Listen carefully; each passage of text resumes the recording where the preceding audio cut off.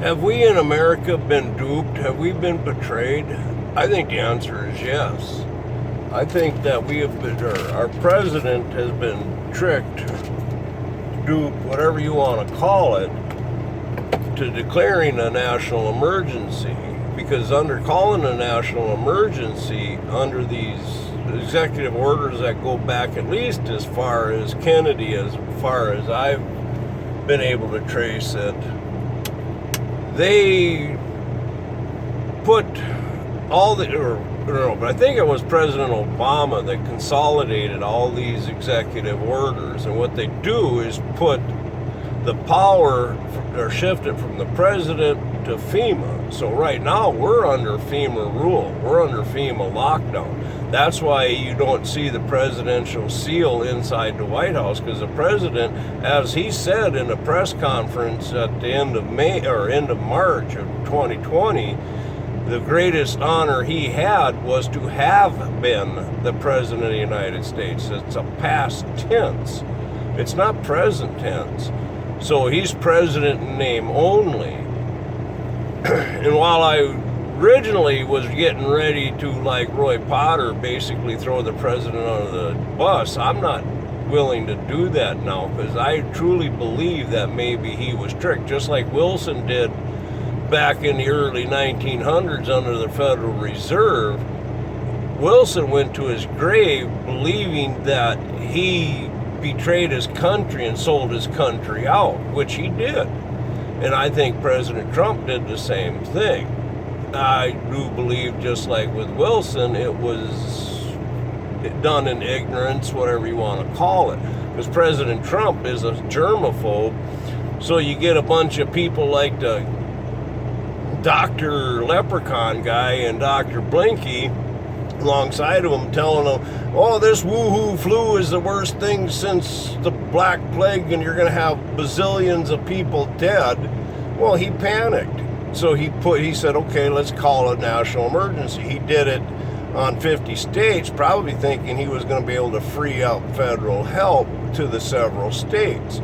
But what it did was shifted control from him to FEMA. So for the next 6 months, from March, 6 months, it can't even be revisited. FEMA supersedes the Constitution, supersedes the President, supersedes the Congress and Senate.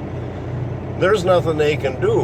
And you add in there just before this stuff, the President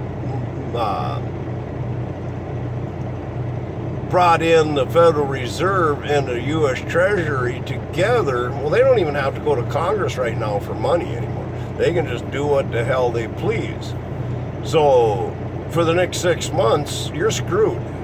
You don't have any constitutional rights.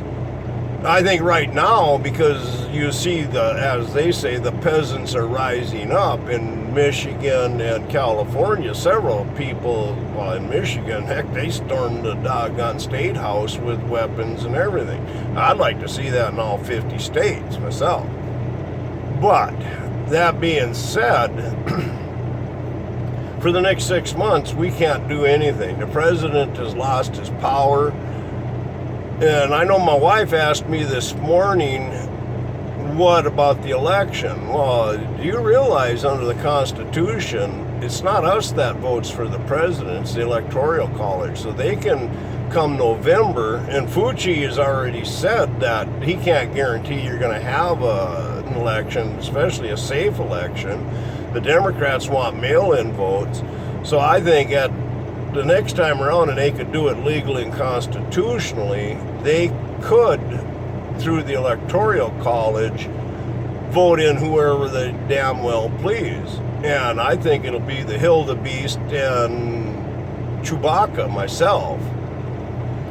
And then, yeah, you will see people locked up in FEMA camps. They're already talking about doggone making people like me an enemy because I'm not wearing a mask. General manager of some small town TV station last night, I seen the video on the news saying that we're at war with the woohoo flu.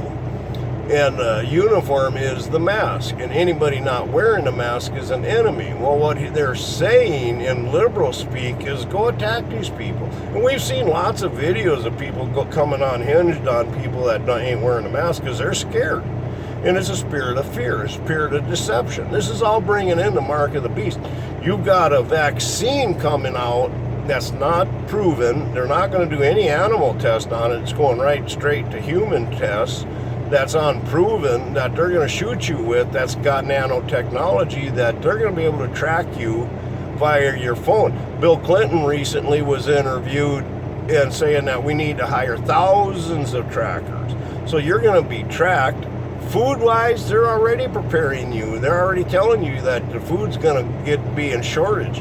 And under FEMA rules, they can take over the means of production and distribution. So they can distribute, go to the packing plants, take it, and force people to work for the government through the meat packing plants, and turn around and give it to whoever they please. But there's my 6 minutes, so I'm going to end this. I'll talk at you later.